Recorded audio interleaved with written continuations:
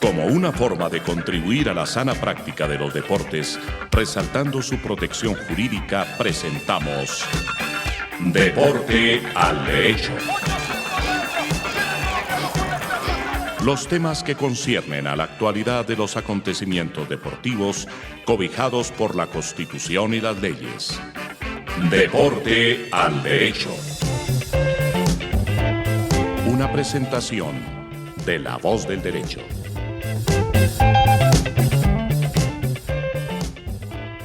Buenos días, buenas tardes, buenas noches, desde cuando y donde nos oigan. Les hablamos desde La Voz del Derecho en Deporte al Derecho, un programa jurídico con temas deportivos. Hoy está la alineación titular con un gran amigo. Está Víctor Delgado, María José y Daniel Dueñas, que es socio, amigo y agente. Por lo tanto, ya se enterarán de qué vamos a hablar. Buenos días, Majo. Hola, buenos días Andrés, buenos días Víctor, buenos días Daniel. Qué placer que estés otra vez en otro programa con nosotros. Qué bueno también estar de vuelta personalmente al programa después de un par de semanitas ausentes y como siempre esperamos que sea del mayor provecho para todos nuestros oyentes. Un abrazo para todos. Víctor. Bueno, a todos buenos días, Dani, gracias por venir. La verdad es que no ha sido un momento muy fácil para muchas industrias, en especial para el deporte. No hemos tenido el primer club que haga algún tipo de filing o de apertura de procesos de insolvencia, como ya lo han empezado a hacer empresas en otro tipo de industrias, pero es muy probable que no demore, o por lo menos que haya algún par que en Colombia deban someterse a procesos de reestructuración. Vamos a ver qué pasa, pero pues nada, empezaremos. Dentro del trámite del programa yo tengo una noticia que me pasaron ayer, entonces probablemente podamos dar base para la conversación con eso y pues nada, volverle a repetir a Daniel el agradecimiento por estar acá. Bueno, tengo uno o dos temas. Ayer me llegó una tutela fallada en contra de los jugadores del Bucaramanga. El tema, nuevamente, de coronavirus, pues está en todos lados. Los jugadores del Bucaramanga tutelaron al club, creo que fue a Colfutro, por una serie de razones, y la tutela fue rechazada, fue inadmitida. Lo que yo leí es una tutela que pide cosas pero no prueba, y como en cualquier proceso judicial, quien alega prueba. Acá simplemente dijeron que que no había igualdad, que no había habido proceso y derecho al trabajo, y el juez, en una tutela que me parece decente, digámoslo así, falló en favor del Bucaramanga. El Bucaramanga suspende contratos después de hacer unas vacaciones, pero les da a los jugadores unos auxilios para sobrevivir. Vienen más tutelas, como dice Víctor, vendrán más tutelas, vendrán más reestructuraciones y seguramente más solicitud de liquidación. No creo, porque en el fútbol los equipos no se acaban, pero van a seguir. Hay tutelas, hay quejas al ministerio, ni siquiera hay claridad si la suspensión del contrato requiere una autorización previa del ministerio. No requiere autorización previa del ministerio, pero se sigue pensando que hay que ir primero al Ministerio de Trabajo a solicitar la suspensión de contratos de trabajo. ¿Bajo alguna noticia para que Víctor nos dé la de él? Prefiero pasar porque creo que las noticias de las que quiero hablar son parte del grueso del programa. Entonces, si quieren, le doy el lugar a Víctor para que haga su intervención y continuamos con el tema de intermediación. Perfecto. Yo quiero... Listo. Bueno, ayer salió... distintas federaciones han empezado a pasar al gobierno nacional los distintos protocolos para poder abrir el deporte, tanto aficionado como profesional, en Colombia.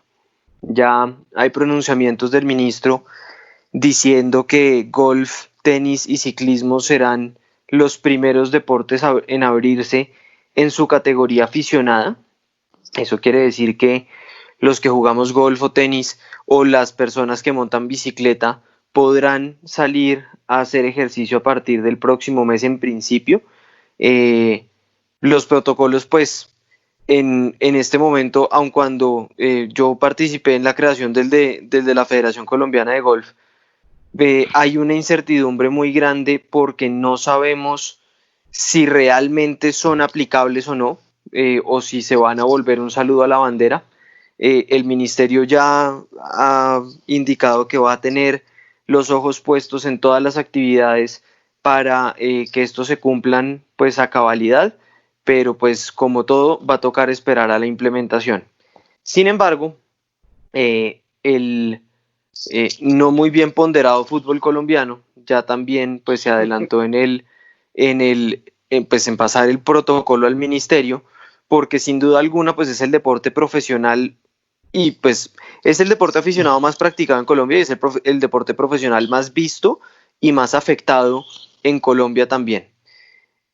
A través de Ramón Yesurún pasaron el protocolo al ministerio y ayer por la noche el ministerio sacó, o pues ya les había contestado, pero ayer salió la contestación por parte de Ernesto Lucena, ministro del Deporte, con 10 puntos específicos respecto de cómo se va a garantizar ese protocolo, que en dado caso las respuestas que sean que se den por parte de la Federación Colombiana de Fútbol sean satisfactorias o de la DIMAYOR, se podrá volver a la actividad. Y hay ciertas preguntas que hace el ministerio que a mí personalmente me parecen ácidas, tanto hacerlas como poder responderlas de forma coherente. ¿Qué?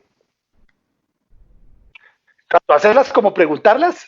No, tanto hacerlas como responderlas de forma coherente. Ya. Porque dicen, por ejemplo, las 10 puntos son: primero, dentro del protocolo establecido se debe cumplir el seguimiento de las pruebas diagnósticas a todas las personas involucradas dentro de esta actividad, el control de número de personas autorizadas para la realización de estas actividades, cumplimiento de las normas establecidas y bueno, ¿cómo se va a supervisar directamente el cumplimiento del protocolo en todas estas fases planteadas? En este caso no han dicho nada. Lo que se me ocurre a mí es que deberían hacer una modificación del código disciplinario de tal forma que el club que viole el protocolo establecido está violando el código disciplinario y pues podría ser objeto de sanciones, pero pues a mí no me lo han preguntado. 2. Se debe garantizar que los estadios cumplan las normas establecidas en el protocolo, como los 4 camerinos para respetar las distancias, accesos y además aspectos logísticos. Yo no conozco los camerinos de los estadios del fútbol profesional colombiano, pero no sé qué tantos estadios tengan 4 camerinos. Dani, ¿usted tiene idea? Pues, o sea, yo creo que 4 camerinos, el Campín sin duda, seguramente los que han estado en Copas América, digamos, en competiciones un poquito más formales. Pero Barranca Bermeja probablemente no. Hace unos 2 o 3 años, cuando se inició el torneo femenino, y María José debe saber más, se obligaba a los estadios a tener doble camerino precisamente por el tema de masculino y femenino. Yo creo que hay alguna insinuación de doble camerino, pero yo creo que salvo Cali, Medellín, Barranquilla, Bucaramanga, Manizales, yo he estado y no me acuerdo que tengan 2. Pero la verdad es que la forma de solucionarlo en la práctica para el fútbol femenino es que terminaron poniendo los partidos a las 10 de la mañana cuando claramente no iba a haber ningún hombre, porque 4 camerinos no hay en la mayoría de los estadios de este país. No, y además hay una cosa, Andrew, además hay una cosa importante, y es que yo no creo que el torneo se vaya a hacer en todos los estadios. Si se llega a hacer el torneo, yo no creo que se vaya a hacer en todos los estadios, sino que se va a hacer en los estadios. Exacto. De pronto no en sede única, pero en sedes. Lo que yo había oído es que sí va a ser por regionales, estilo fútbol amateur. Femenino, estilo fútbol femenino. Exacto, estilo fútbol femenino también. ¿Qué más preguntas, Víctor? La tercera, ¿qué mecanismo se va a emplear para garantizar el estricto compromiso de los clubes al cumplimiento del protocolo establecido? Volvemos a la misma pregunta del número 1. ¿Cómo se va a garantizar la disponibilidad de recursos ¿Y quiénes serán los responsables para el pago de los test a realizar? Empiezan aquí a aparecer las empresas fantasmas del doctor Jorge Enrique Vélez, de una empresa canadiense que no estaba registrada en ninguna parte del mundo y que supuestamente iba a ser quien iba a proveer todos los test y iba a realizar todas las pruebas necesarias, pero pues en este momento no está determinado nada, porque me enteré... El sábado pasado hubo una reunión en Dimayor y en la federación acerca del tema. Los directivos decidieron descartar esa firma por lo que acaba de decir. Entonces están mirando nuevas alternativas. La firma canadiense que Vélez había propuesto definitivamente no va a ser la encargada de llevar a cabo el tema de pruebas, y ya les tocó irse por otro lado, pues evidentemente porque se dieron cuenta que era una vaina más rara, que no tenía como que no tenía sentido. Sí, no tenía absolutamente ningún sentido.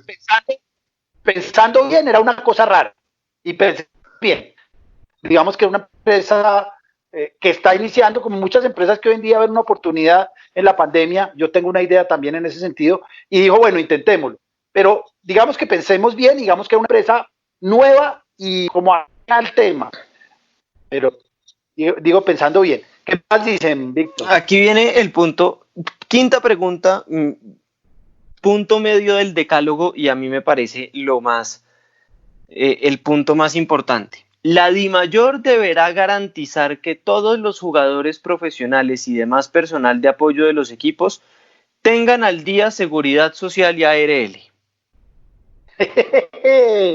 O sea, bueno, perfecto, pero es que volvemos al debate. Pero ¿qué implica que es tener al día? Que tengan los pagos bien, que tengan los pagos respecto del salario que reciben. En este momento no tienen ninguna excusa porque la cotización a pensión está reducida en un 3%. Entonces, de verdad, pues es un momento en el que esto es fundamental, y yo no sé, porque sí estoy absolutamente consciente de que hay varios clubes que no están al día. Entonces, pues vamos a ver cómo van a implementar esto. Y ya el resto de preguntas son: ¿cómo se va a manejar la protección de personas que se consideran de alto riesgo? ¿Se tiene previsto un cubrimiento en caso de eventos adversos presentados por COVID? Consentimiento informado, autorización voluntaria de someterse a protocolo y responsabilidades legales. Se debe garantizar un número máximo de personas que ingresen a los estadios el cual por ninguna razón debe exceder las 150 y 200 personas. Eso quiere decir que Santa Fe no tiene problema. ¿Cómo se va a manejar la protección de personas que se consideran de alto riesgo, especialmente personal técnico y de apoyo? Se tiene previsto un cubrimiento en los casos, bueno, y las últimas dos: ¿cuál será el protocolo de manejo en caso de que las pruebas sean positivas en algún jugador y en parte del cuerpo técnico? ¿Y cuál es el apoyo que requieren por parte del Ministerio del Deporte? Entonces, ya la pelota volvió al campo de la Dimayor y de la Federación. Como pues pueden juzgar ustedes, hay ciertas preguntas que no tienen respuesta correcta. Hay ciertas, o sea, la Dimayor sí debería garantizar el pago de la seguridad social, pero el caso es que no lo hace, pero es muy difícil de implementar. Y si estamos pensando en que el fútbol depende de una serie de respuestas coherentes, primero, y segundo, de una implementación coherente de esto, es muy probable que se demore un poco más en volver a funcionar de forma normal como estaba funcionando antes. Entonces yo les quería traer eso. Yo tengo dos aclaraciones ahí. Eso es protocolo para fútbol profesional. Claro. Porque para fútbol aficionado yo creo que eso nos falta todavía más. Pues la carta está dirigida a la Jorge Enrique Vélez, presidente de la Dimayor. Entonces, no, la carta está dirigida a la Federación. A Federación y a Dimayor. A Federación y a Dimayor, sí, correcto. Pero es protocolo para fútbol profesional, evidentemente. Es decir, el fútbol aficionado se juega sin camerinos. La mayoría. Bueno, no sé. Ese es el primero. El segundo es que ya hay un deporte que... ¿sí? El problema más grande, creo, pues, de que el fútbol vuelva son las aglomeraciones de los hinchas. Yo creo que no es tan, o sea, va a haber un punto que no es tan complicado el fútbol amateur, pues, porque si van dos papás a verlos, pues, eso es un montón de gente. Entonces, pues, creo que el problema principal está en el fútbol profesional y evidentemente porque, pues, mucha gente se reúne muy cerquita a gritar y a echarle babas al de al lado. Entonces, pues ahí sí, está. y no, Dani, sí y no, porque ayer les digo que vi en Twitter una noticia que en el Dynamo Dresden de Alemania, o sea, hace 2 días, cuando apenas estaba empezando a retomar el fútbol allá, ya está en cuarentena todo el equipo después de que 2 jugadores hayan resultado positivos por coronavirus. O sea, Sí, tiene razón. Es que un tiro libre es imposible. Es decir, tiro libre con barrera respetando la distancia, salvo la distancia de la pelota a la barrera, pero hay 8 personas en un metro. Entonces, pues yo no.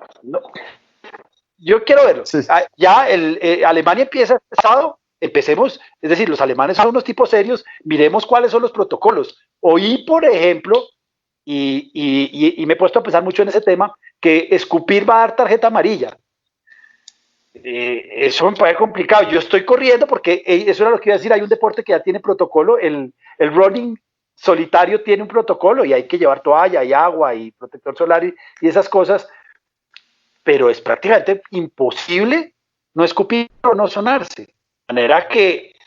Y esa es una de las actividades de altísimo riesgo. Yo también he corrido y lo de no escupir o sonarme, pues bueno, perfecto. No es fácil, pero uno lo puede manejar. Yo no puedo controlar es correr con tapabocas.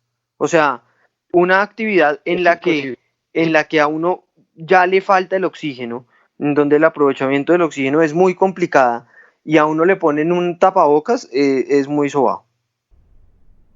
Es muy difícil, pero bueno. Bien, empecemos. Ya, es que yo quiero, y lo he dicho en varios sitios, aparte de que ya hay tal cantidad de webinars que creo que haré uno el sábado y prometo no hacer uno más. Hablemos algo distinto del coronavirus. Obviamente todo nos va a llevar a los problemas que nos está trayendo esta situación, pero cambiemos de tema, y hay un tema que María José nos lo propuso y que es pertinente porque yo creo que van a ser los que van a marear el fútbol en poco tiempo, y son los agentes. Yo quiero empezar la historia por allá por el 2001, cuando yo empecé a ser abogado deportivo. Lo primero que yo quería hacer era agente. Había un tipo que manejaba el fútbol argentino que se llamaba Jorge Mascardi. Mascardi manejaba los grandísimos jugadores de la época, que además los llevaba por camionados a Italia. Entonces iba Verón, Crespo, Almeida. Él llevaba, entonces a Parma llevaba 10, a Lazio llevaba otros 10, y era realmente y sigue siendo una profesión absolutamente atractiva para los que nos gusta el fútbol, porque tiene fútbol, jugadores y dinero. Es decir, si uno logra entrar en ese mundo, va a pasar muy bien. En esos momentos, ser agente implicaba ser amigo de alguien de la federación, porque no había ni un reglamento, ni había nada que hacer. Yo intenté varias veces llamando al terrible Álvaro Fina, todavía no me ha contestado la llamada después de casi 20 años, me lo he cruzado 2 o 3 veces, y a partir por allá del 2000, sí estoy hablando de memoria, pero después, para no dar un número, apareció un reglamento de primero fue de agentes y después de intermediarios. En el primer reglamento había que hacer un examen, y aprobando el examen se conseguía ser agente aprobado por una federación, pero era agente FIFA. Después llegó tal cantidad de gente que la FIFA y las federaciones empezaron a darse cuenta que no era tan sencillo. Y entonces hicieron un examen que había que aprobar, había que pagar para entrar al examen, pero había que constituir una póliza o constituir avales por una cantidad de dinero importante. Y obviamente, como todo lo del fútbol, como lo que acaba de hablar Víctor, todo era extraño, porque solo había una compañía italiana que daba las pólizas, y obviamente había que ir a donde la señora Elena Repeto, todavía me acuerdo, a constituir unas pólizas que eran carísimas. Aún así, se llenó el mercado de agentes con un problema adicional para FIFA. Es que la mayoría de conflictos llegaban a Cámara de Resolución de Disputas, y la Cámara de Resolución de Disputas se llenó de problemas de agentes, jugadores y clubes que le tocaba resolver. Momento en el cual decide retirar la acreditación como la estaba constituyendo con póliza, con examen, otras cosas porque la Comisión Europea también estaba atacando mucho ese sistema por algún tipo de discriminación y resolvió que las federaciones nacionales eran las encargadas de licenciar. Para ese momento las asociaciones nacionales, o por lo menos la colombiana, exigió un dinero, una foto, 2 recomendaciones y creo que hasta cuando existía una declaración. El pasado, sí. No, y una declaración que uno mismo suscribe diciendo que tiene una reputación intachable, literal. Eso es fácil. Y después hay que firmar un código deontológico que se firma como cuando uno firma, no sé, cuando llega al país, firma esa hojita que hay que firmar y uno nunca la lee. Y FIFA, en el último congreso que estuvimos todos, FIFA ha estado yendo y viniendo, perder control, no perder control. Uno de los mayores problemas que ve FIFA son las comisiones. Yo no veo ese problema. A mí no me parece grave las comisiones, pero sí me parece grave la pérdida de poder de los equipos. Hoy en día hay dos agentes, Mino Raiola y Jorge Méndez, que controlan 15 equipos y que inclusive, me estoy inventando el número, pero que inclusive vía fondos de jugadores estaban llegando a un poder que, repito, el poder económico a mí no me molesta, pero estaba empezando a controlar el juego. Era muy difícil que un equipo que tuviera 7, 8 o 10 jugadores de Jorge Méndez, por lo menos no se llegase a pensar que algo raro podía ocurrir. Y como hemos dicho en el fútbol, las cosas raras que pueden ocurrir, ocurren. Pero digamos que es... En este momento, ¿qué hay? Hay un interés de FIFA. FIFA siempre ha tratado de controlar las comisiones. Es decir, la idea es que sea el 3% como hacen en Estados Unidos, pero el tema de agentes en Estados Unidos tiene que ver con convención colectiva y es totalmente distinta. Pero FIFA sugiere una comisión del 3% sobre el negocio conseguido por el intermediario, que es como se habla ahora. Si es entre jugador y club, el 3% del salario bruto, me corrigen los agentes que son Daniel y María José, y si es club, es una comisión diferente. En este momento FIFA está pensando nuevamente en atraer a sus oficinas el manejo de los intermediarios, nuevamente con el problema que va a tener volver a llenarse de conflictos jugadores, agentes, clubes, no lo sé. El otro problema de los agentes de esta actividad es que hay mucho advenedizo que apoyándose en un nombre, por ejemplo los antiguos jugadores que estuvieron en algún momento, me voy a inventar otra vez el nombre, que estuvieron en Huracán. Entonces es que el presidente de Huracán es mi amigo y va a comer a mi casa y yo le garantizo que yo le llevo yo llevo a Huracán y usted va a debutar en primera, obviamente mediante el cobro de una suma de dinero. En eso estamos. Conozco a Daniel y a María José. María José es una excelente agente de jugadoras y Daniel está empezando a caminar con jugadores jóvenes, que creo que es la labor más compleja de los agentes, porque manejar jugadores jóvenes es manejar papás y mamás y manejar sueños, manejar futuros, sueños que la mayoría de veces, por razones de oferta y demanda, no se cumplen. Pero José nos iba a contar unos temas complejos y ya con esta introducción les dejo la palabra.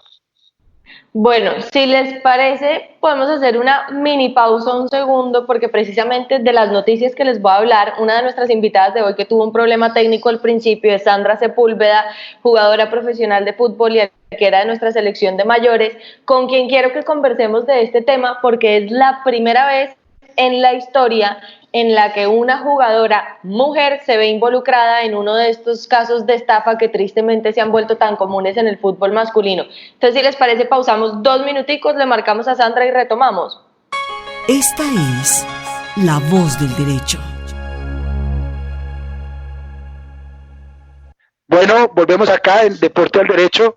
María José ya nos tiene su invitada.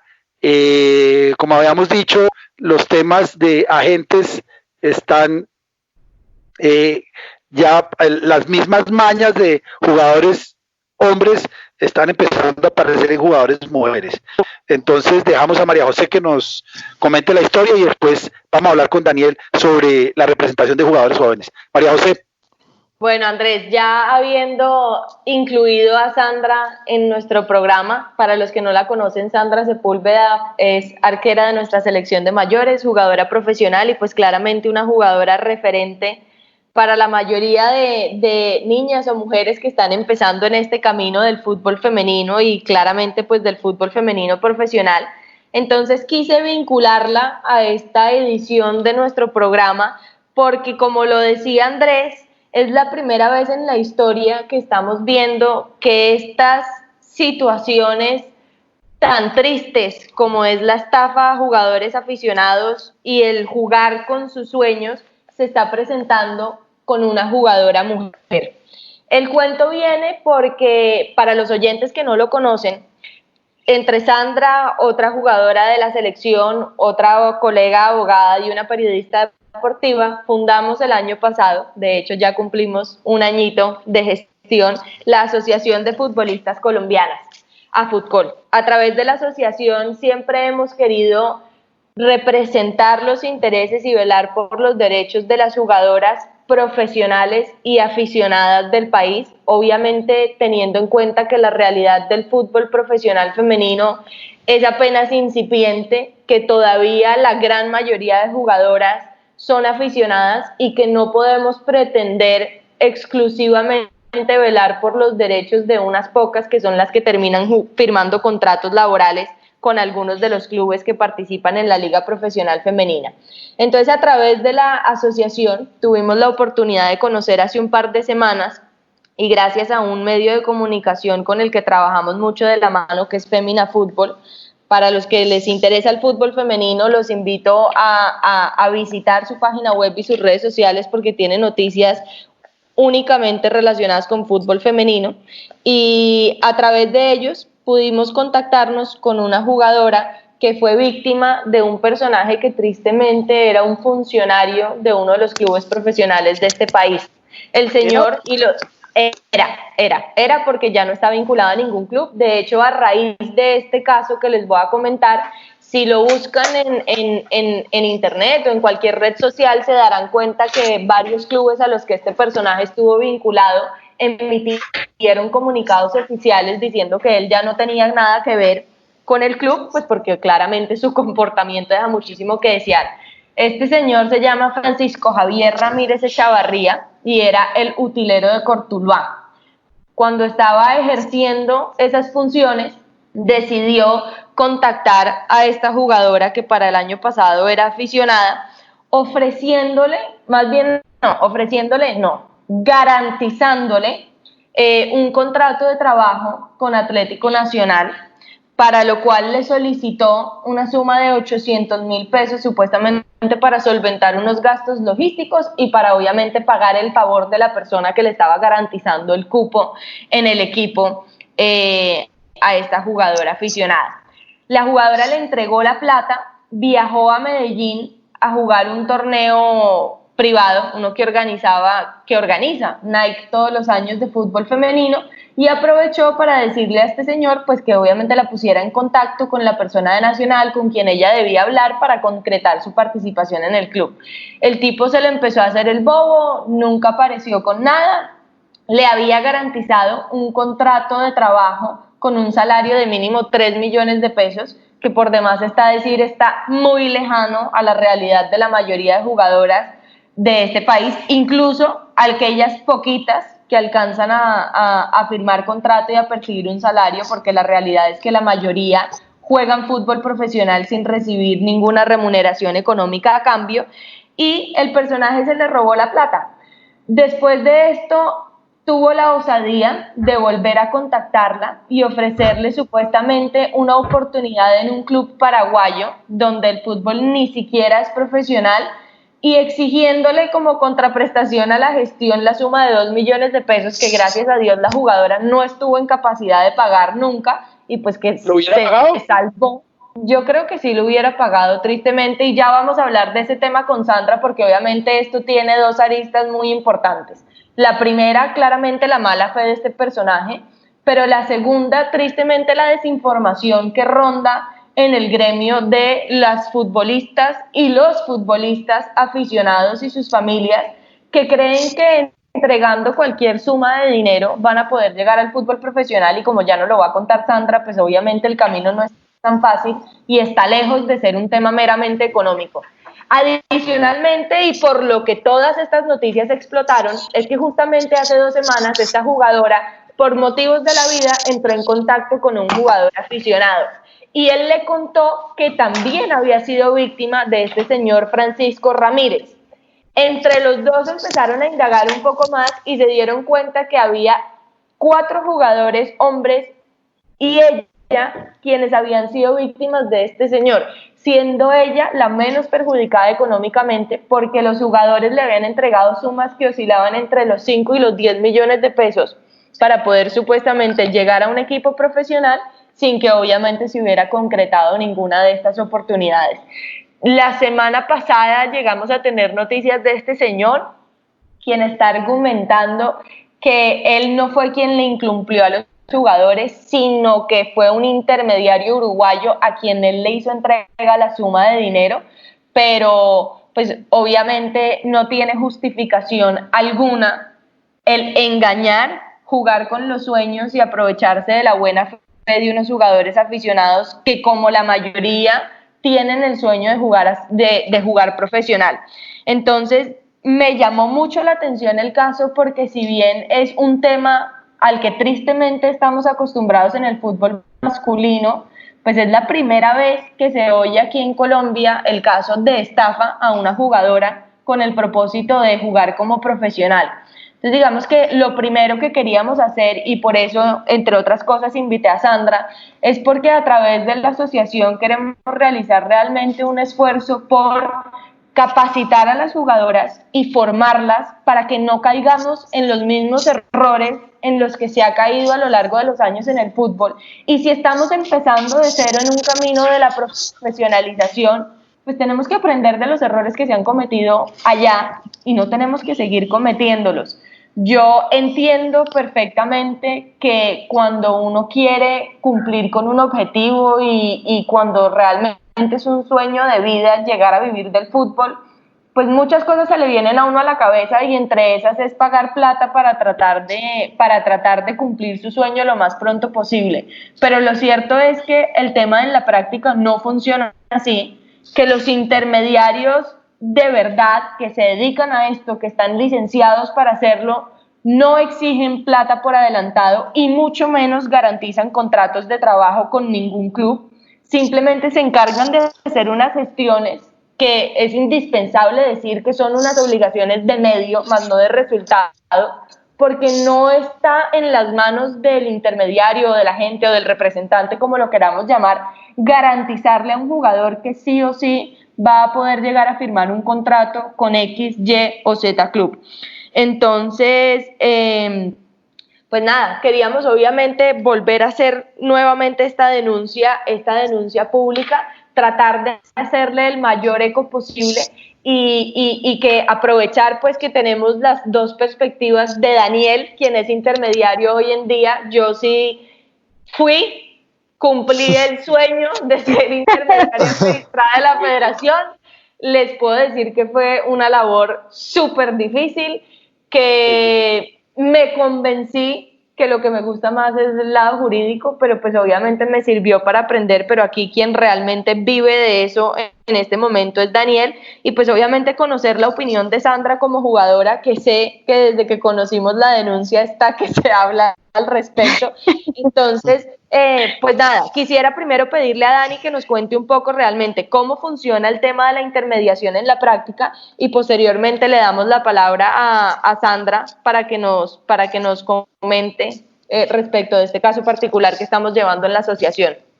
De una, Majo. Bueno, yo creo que lo primero y el primer consejo que hay que darle a futbolistas hombres o mujeres que quieren cumplir el sueño es: nunca en la vida hay que dar plata por un contrato de trabajo. Eso no tiene absolutamente ningún sentido, no pasa en la vida real, pasa porque estafadores se quieren aprovechar de los sueños de la gente, que eso es lo más lo más grave. En los años de experiencia que ya tenemos, nos han llegado casos de jugadores que les piden 5.000 euros para la visa para llevarlos a Emiratos Árabes, que les piden 2 millones de pesos para los uniformes de Millonarios, que les piden plata por, mejor dicho, por cualquier cosa de una notaría. Eso todo normalmente es falso. Eso no funciona así. Los intermediarios lo que hacemos es acercar a los jugadores con los clubes, pero sin ningún tipo de, digamos, de compromiso con que el jugador firme con el equipo. Es decir, yo veo que un jugador tiene mucho potencial, hablo con los jugadores y les digo, con los equipos, perdón, y les digo, miren a este jugador. Si el equipo se interesa, ahí empieza todo el tema de la negociación, pero como tú lo dijiste, no es una obligación de medio. ¿Por qué? Porque no todos los jugadores les interesan a todos los equipos. Es decir, Messi estuvo en River un tiempo y pareciera que no funcionó. Eso no quiere decir que Messi sea malo, pero no, digamos, la persona que estaba encargada de eso no logró que hubiera un interés porque era muy bajito. Entonces, yo creo que es un tema complejo porque no, digamos, no es fácil de poder llegar a ser profesional. Llegar a ser profesional es un trabajo complicado.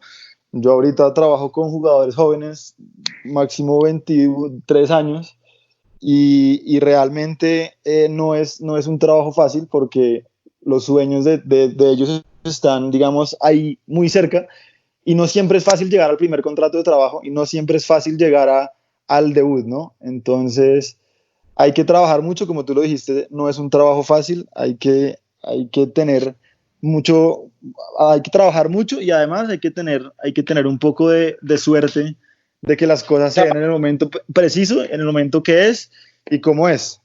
Digamos, Dani, a mí, perdóname, ahí te interrumpo rápido antes de que se me vaya la pregunta, pero a mí me gustaría que nos contaras un poco, digamos, cómo debe ser la relación entre jugador intermediario o jugador agente. O sea, ¿cómo sé yo como jugador o jugadora que estoy contratando con una persona fiable? ¿Tengo que firmar un contrato? ¿Qué tipo de contrato tengo que firmar? ¿Qué obligaciones adquiero yo en calidad de jugador y qué obligaciones adquiere mi representante para conmigo? Como para que este programa sirva un poco de ilustración y de capacitación para todos aquellos, no solo los oyentes normales que por lo general son abogados, sino nuestros potenciales oyentes deportistas, y que les sirva un poco este programa pues para ilustrarse en el tema de la intermediación. De una. Entonces, yo quería hacer una intervención, y es que yo tengo una pregunta parecida a la de Majo, y es, por ejemplo, ¿qué relación debe tener una jugadora o un jugador contigo como representante? Por ejemplo, firmar un contrato de representación antes de poder tú ser el intermediario entre ese jugador o jugadora y el club. Claro, mira, entonces, ¿qué pasa? Yo creo que hay dos caminos. El primer camino es el contrato de representación como tal. Entonces, ¿qué pasa? Nosotros tenemos un departamento de scouting, miramos varios jugadores, y si hay un jugador que nos interesa, hacemos un acercamiento y le decimos, nosotros somos Central Agencia Deportiva, tenemos estas características, estamos registrados en la federación, la idea es que empieces a trabajar con nosotros para poder acercarte a un equipo. Entonces ahí, digamos, se hace el primer acercamiento. Dani, perdón, punto importante, y te voy a ir interrumpiendo como para que hagamos ciertas acotaciones particulares que me parecen importantes. Y ahí, cuando Daniela se menciona que son unos intermediarios registrados en la federación, invito a todos los oyentes a que consulten la página web de la Federación Colombiana de Fútbol, donde hay una partecita especial, perdónenme porque no me sé el término técnico para la parte de la página web, que es relativa a los intermediarios registrados. Si ustedes entran a la página web de la Federación y bajan hasta lo último, hay una sección que se llama intermediarios. Si ingresan, ya la página cambió, está arriba. O sea, está la primera lista de inicio, noticias, secciones, y está un poquitico más abajo, en toda la página principal está noticias, afiliados, comité ejecutivo y ahí está intermedio. Está en la parte de arriba o en la parte de abajo, donde la quieran consultar. Y ahí aparece el listado de intermediarios registrados. Así que digamos que uno de los primeros puntos, y Dani me corriges, es pues verificar que la persona que te está contactando esté efectivamente registrada en la federación.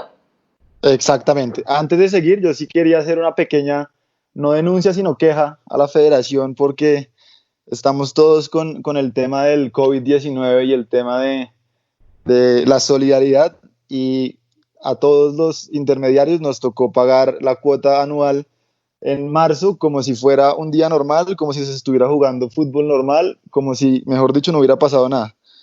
La DIMAYOR y la federación siempre quieren y buscan que ahorita todo el mundo sea solidario con ellos, pero pues no son ni solidarios con las personas que trabajamos para que ellos, digamos, estén mejor, y entonces pues la verdad me parece un poco triste que no se haya pensado ni un poquito en nosotros.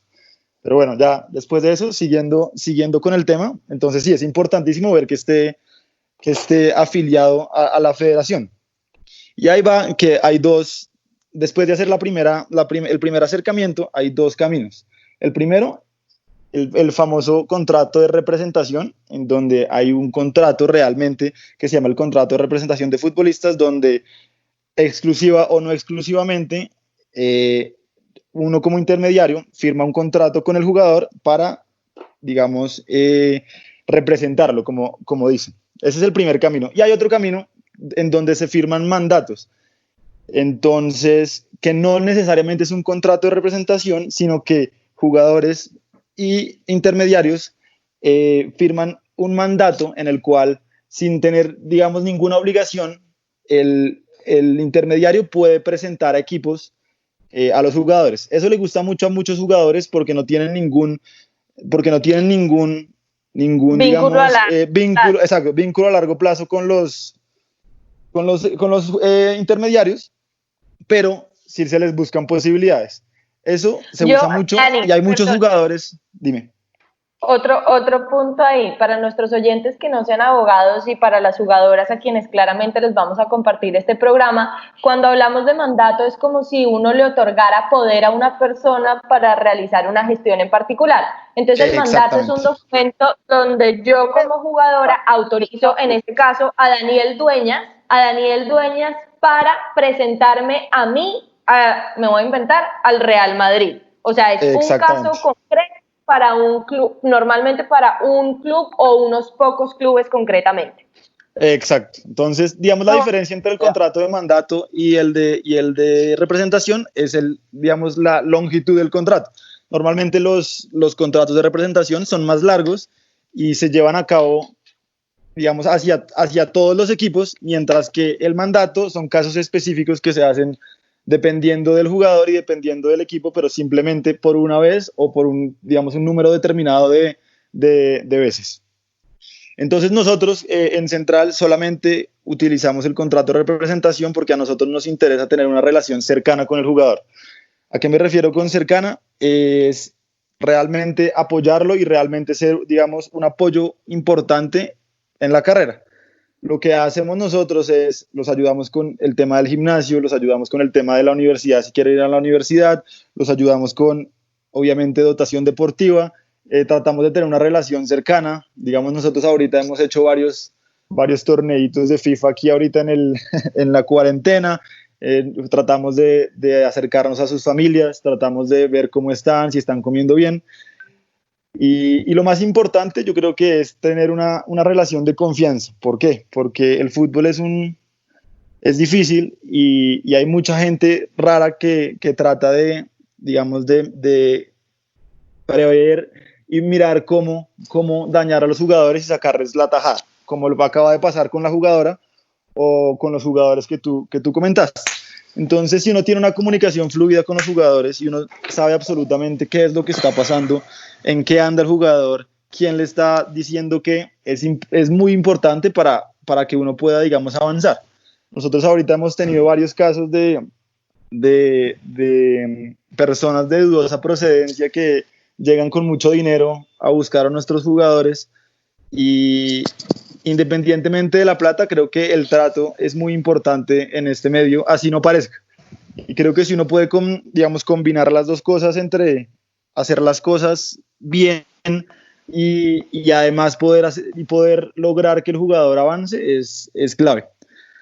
Entonces, ya para hablar de las obligaciones, pues nosotros en el contrato de representación que manejamos, a lo que nosotros nos comprometemos es a buscar oportunidades, tanto en el fútbol colombiano como en el fútbol del exterior, a los jugadores. Como tú lo dijiste, obviamente es una obligación de medio porque no es una cosa absolutamente segura. Dentro de esas obligaciones... Porque es que además, a mi juicio, es irresponsable que un intermediario, que un representante se comprometa o garantice la vinculación del jugador o jugadora con un club. Eso se sale completamente de las manos del representante. Incluso ya teniendo la negociación adelantada, la negociación se puede caer, como en cualquier ámbito de la vida. Entonces, de entrada, cuando a cualquier jugador o jugadora le garantizan la suscripción de un contrato, mi recomendación es duden. Exactamente. Digamos, lo primero que nosotros siempre decimos es: nosotros no le podemos confirmar que va a entrar al equipo. Es imposible. Nosotros podemos hacer todo lo posible para que lo vean, para que lo tengan en cuenta, pero no el contrato de trabajo de un totazo. Porque también nos han llegado gente que simplemente por dar plata les mandan documentos que son contratos de trabajo obviamente falsos, se emocionan, lo llaman a uno para revisar y evidentemente ese contrato no es con un equipo real, no es con gente seria y obviamente les terminan robando la plata. Entonces nosotros también nos comprometemos, eso no lo hace todo el mundo, pero nosotros nos comprometemos a darles dotación deportiva mínimo 3 guayos al año si no logramos conseguir un patrocinio, porque la idea también es que nosotros estamos no solo para el contrato de trabajo, sino para ayudarlos en todas las materias del asunto. Entonces estamos buscando con marcas aliadas siempre que a los jugadores les den un patrocinio deportivo. Digamos que hay, Dani, perdón, otra interrupción, pero me parece importante. Ahí en estos aspectos como colaterales a los que se está refiriendo Daniel respecto de la representación pura y simple, es lo que hace, digamos a mi juicio, que el mercado de agentes o de representantes se mueva. Es decir, yo como jugador voy a poder elegir a quien me ofrece mayores beneficios. Sin embargo, lo básico es una representación donde a mí no necesariamente me van a garantizar que sí o sí voy a jugar con un club, pero donde yo como potencial jugador representado o jugadora representada tengo que ver que me brinden un acompañamiento permanente. Y si además, digamos, quien me está ofreciendo esa potencial representación me ofrece otros beneficios, como lo hacen en Central de temas de patrocinios deportivos o en su defecto indumentaria y demás, pues obviamente es un plus por el que yo debería empezar a inclinarme por una u otra agencia. Exactamente. Y digamos también es importante el tema jurídico. Entonces el tema jurídico es clave. ¿Por qué? Porque cuando uno se vuelve profesional firma su primer contrato de trabajo y los contratos de trabajo no todos son iguales, no todos tienen las mismas características. Entonces tener una agencia que esté informada de qué es lo mejor para usted en este momento y qué es lo mejor para usted a futuro, evidentemente hace una diferencia frente a los otros. Yo soy muy de buenas porque tengo a Víctor y a Andrés, que creo que son los mejores del país. Entonces, por ese lado, estamos muy bien cubiertos. Pero hay muchos intermediarios con muy buena voluntad, pero que no tienen ni idea de lo que están haciendo. Simplemente están mirando a ver qué pasa y eso puede llegar a perjudicar a los jugadores a mediano y largo plazo. Ok. Ahora quisiera aprovechar para preguntarle a Sandra que nos contara un poco cómo ha sido su recorrido en el fútbol profesional. Yo me atrevería a decir que Sandra es una de las jugadoras con más trayectoria en el fútbol femenino porque empezó desde muy pequeña a practicar y a participar en competiciones y creo que tiene un conocimiento como verdadera doliente del fútbol femenino de saber qué es y cómo es llegar al fútbol profesional con o sin necesidad de representantes, pero digamos que un poco de una manera no tan tortuosa como aparentemente está empezando a suceder en el fútbol femenino y que a mi juicio estamos a tiempo de corregir. Entonces, Sandu, te cedo la palabra para que nos cuentes un poco de tu experiencia y pues obviamente tu opinión respecto de este caso. Bueno, mi experiencia se rige en que he jugado en todas las categorías, tanto a nivel de clubes como a nivel de selección Antioquia, a nivel de selección Colombia. He jugado en el exterior, jugué por 2 años en Israel y he pasado o he vivido esa transición que se da de ser jugadora aficionada a ser jugadora profesional. En cuanto a jugar en Colombia, son muy pocas las jugadoras que conocemos. Digo conocemos porque yo no lo conocía, lo he venido conociendo poco a poco en todo este proceso de la asociación que hemos venido creando. Somos muy pocas las jugadoras que conocemos el tema que tiene que ver con un agente deportivo o con una persona de representación. Siempre creemos que es alguien que simplemente busca un club y te ayuda a firmar un contrato, pero se lleva una parte de tu sueldo o una parte del contrato, ¿cierto? No tenemos toda esa información de la que ustedes hablan, que me parece súper importante tocarlas, y enseguida voy a mencionar algunas que yo tengo por aquí anotadas, pero en mi experiencia y en lo que he vivido no he querido contar con la ayuda de un representante, por lo que les estoy diciendo, porque yo consideraba que un representante es aquel que no se mueve mucho, porque en realidad uno no los ve que se mueve tanto, pero que a la hora de yo firmar mi contrato, él se lleva una gran parte.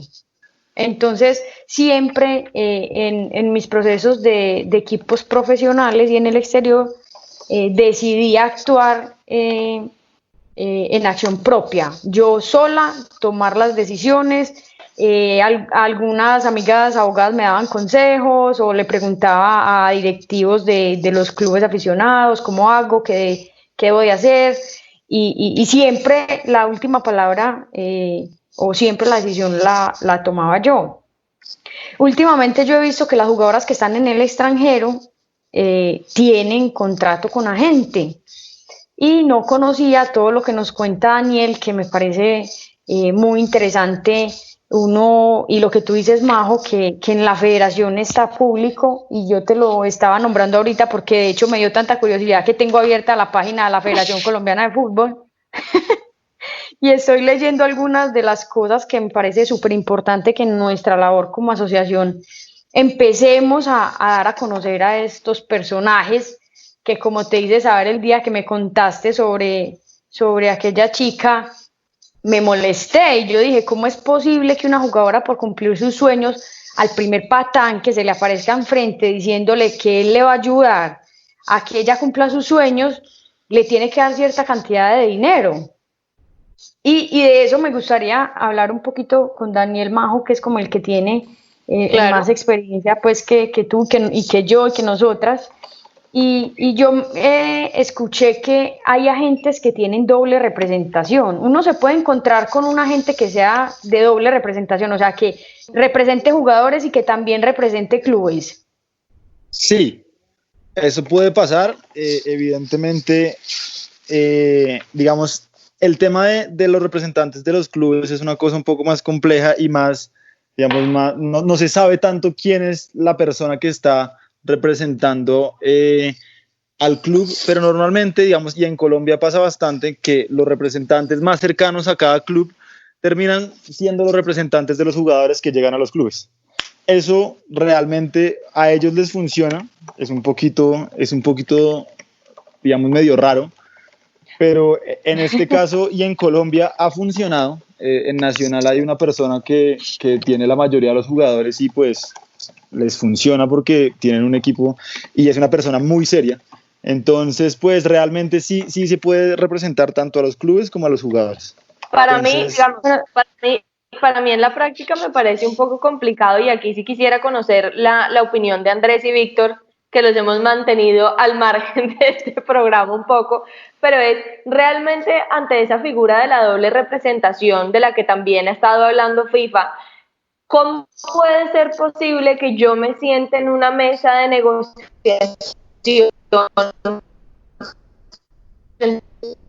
y el jugador cuando eventualmente se están negociando obviamente prestaciones económicas que representarían o un beneficio o un detrimento para una de las dos partes. ¿Ustedes jurídicamente cómo ven eso? Porque a mí me cuesta mucho trabajo, la verdad me cuesta mucho trabajo, que lo permitan sí, pero me cuesta mucho trabajo ver que eso en la práctica pueda ser, primero, leal y segundo, verdaderamente transparente. Eventualmente el agente con doble representación va a tener que inclinar la balanza hacia uno u otro lado. ¿O me corregirás, Andrés? A ver, Majo, hay un tema que es claro, es que lo que uno está defendiendo son intereses. Cuando Daniel firma un contrato con un jugador, está defendiendo y está actuando por los intereses de un tercero. Yo quiero poner un caso, no conozco, pero creo que es por ahí, no voy a dar el nombre, pero seguramente se van a dar cuenta rápidamente. Si yo soy el agente del Real Madrid y tengo jugadores a los cuales yo represento en el Real Madrid, tengo un conflicto de intereses y lo explico muy fácilmente. Pongamos que mi jugador se llama Alfredo Di Stéfano y Alfredo Di Stéfano está de suplente. Y Alfredo Di Stéfano quiere jugar, como cualquier jugador de fútbol. Si le va a preguntar a su agente, que también es el agente del Real Madrid, su agente va a tener un conflicto de intereses que es fácilmente solucionable, no en beneficio de Alfredo Di Stéfano, sino seguramente del Real Madrid. Le va a decir, yo quiero cambiar de club. Y el agente le va a decir, sí, yo le ayudo, pero ¿qué equipo va a ser capaz de pagar 50 millones de euros por usted que no está jugando? Y en vez de buscarlo, lo que trata de hacer, y es lo que han hecho con este Alfredo Di Stéfano, es no entrar en conflicto con el Real Madrid. Es decir, más bien yo sacrifico el bienestar de este jugador por no deteriorar mi relación que tengo con el Real Madrid, con el cual voy a tener 6, 7, 8 jugadores y que además en un futuro va a tener o va a querer tener nuevos jugadores en el Real Madrid.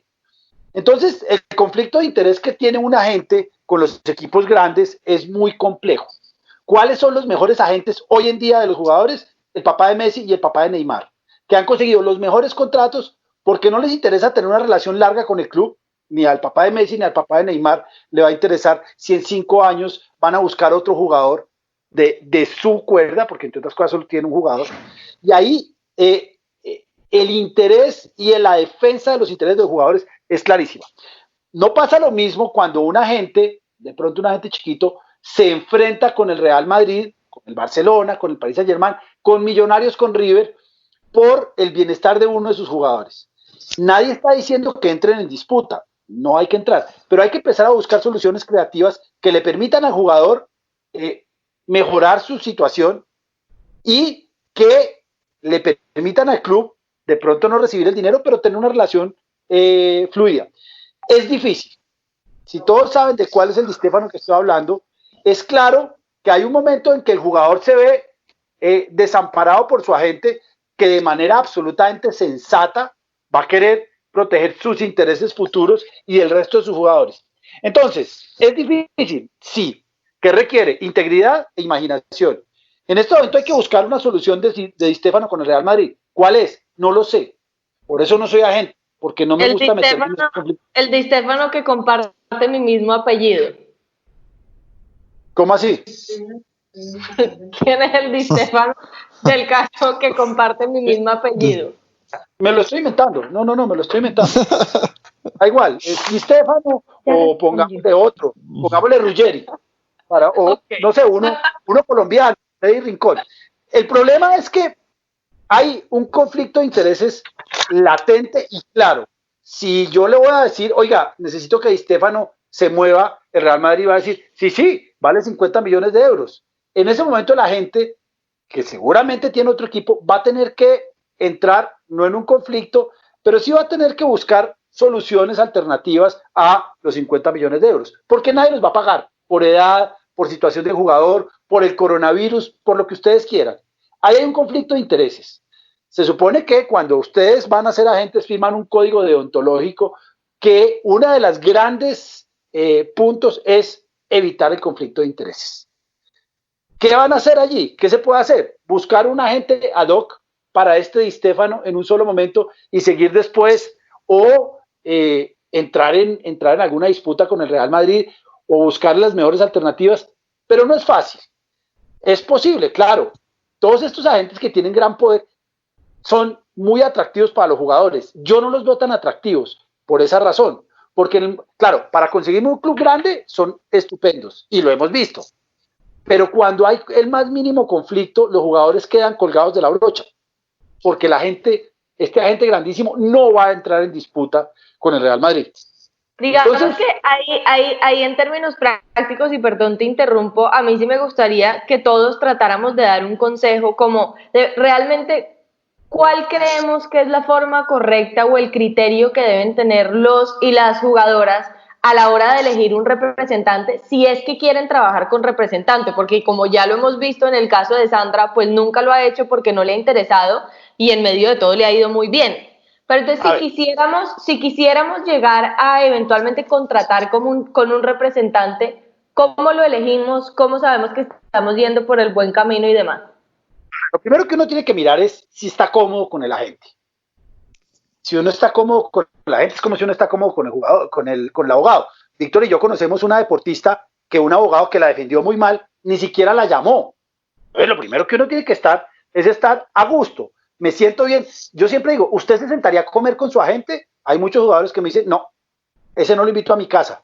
Empezamos mal. Ahí hay un problema. ¿Qué es lo primero? Es un tema de corazón, de tripas. Me siento bien con el agente.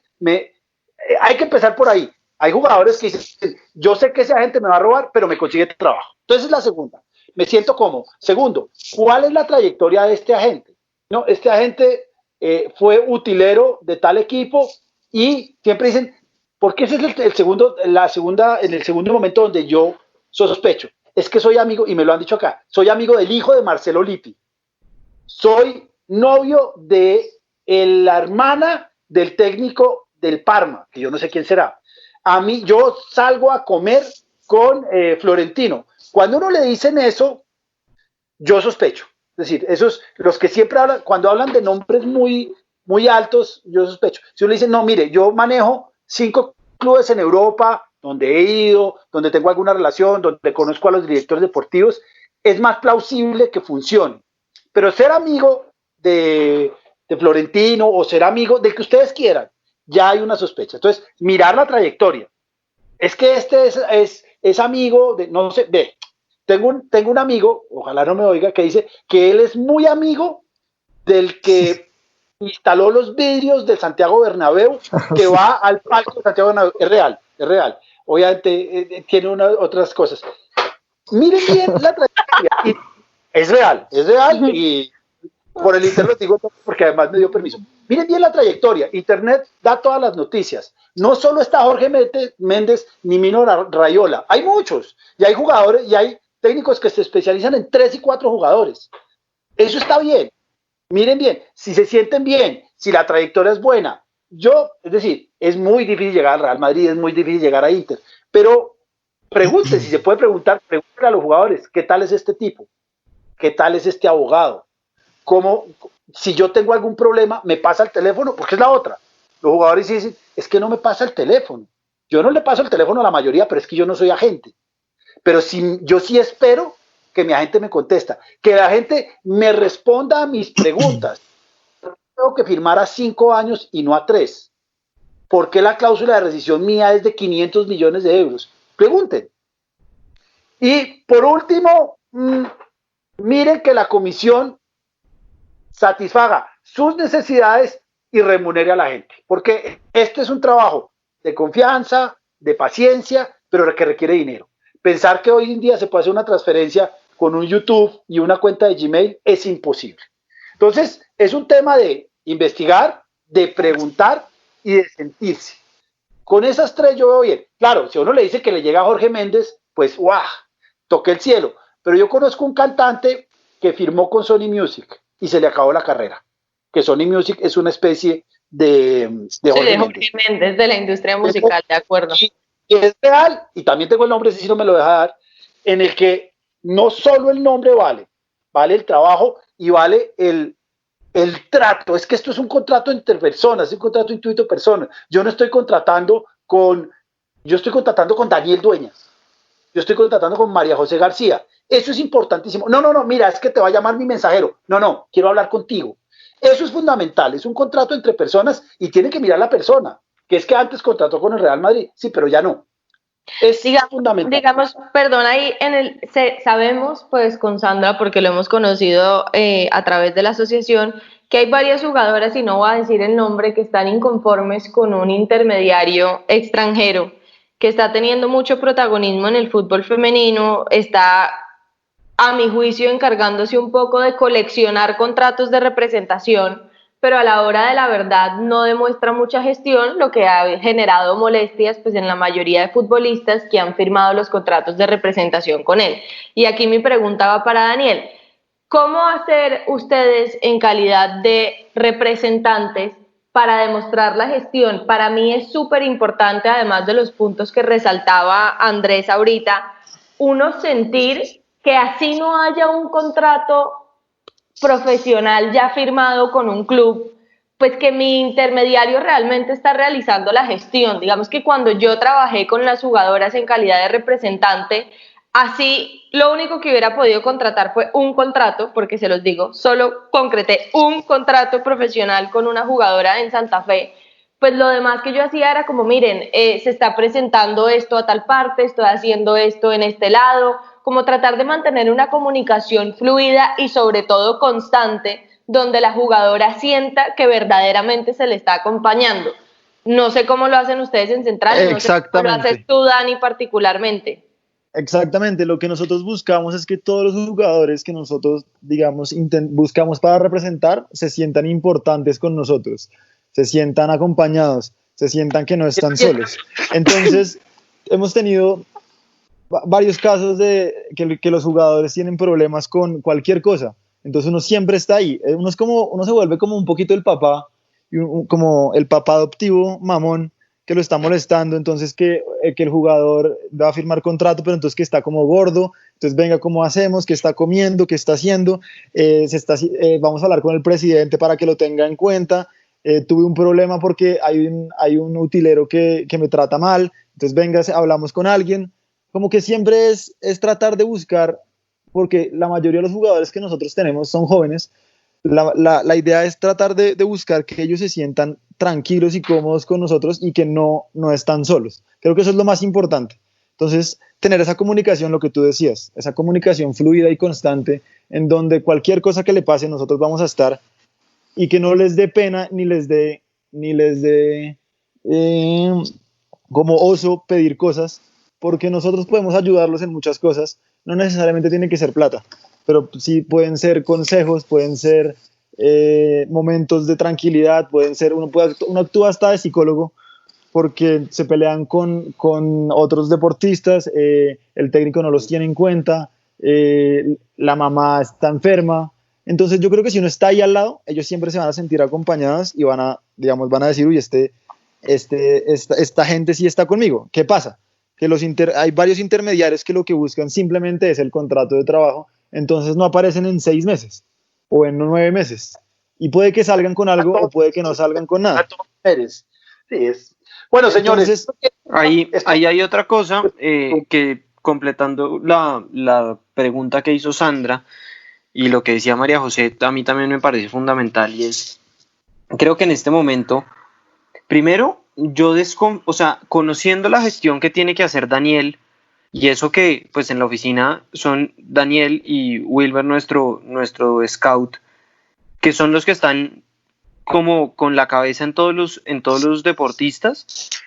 Yo no veo una persona sin esa envergadura, cómo puede manejar bien a más de unos 15 jugadores, porque es que hay un momento en el que se vuelve, y yo lo digo pues molestando a Dani, yo le digo cómo va el kinder, porque se vuelve que Pedro necesita los guayos, que Juan no tiene con qué pagar el gimnasio, que Andrés no tiene para la otra cosa, que el otro se lesionó, entonces se vuelve como una carga que una persona no puede manejar solo.